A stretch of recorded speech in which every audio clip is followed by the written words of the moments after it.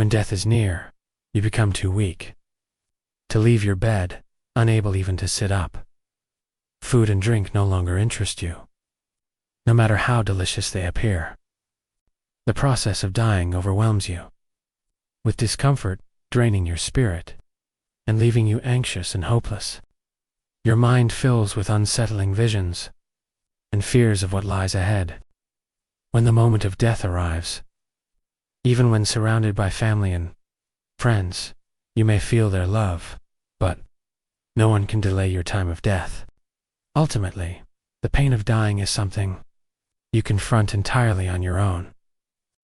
At the moment of death, even the guru, with thousands of disciples, or the president of a country with hundreds of millions of people, will have to face the suffering of death alone.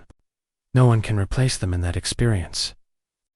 Of course, each of us must confront the suffering of death. When a practitioner who has the state of practice notices the signs of approaching death, he will recall the tantric instructions on the intermediate state.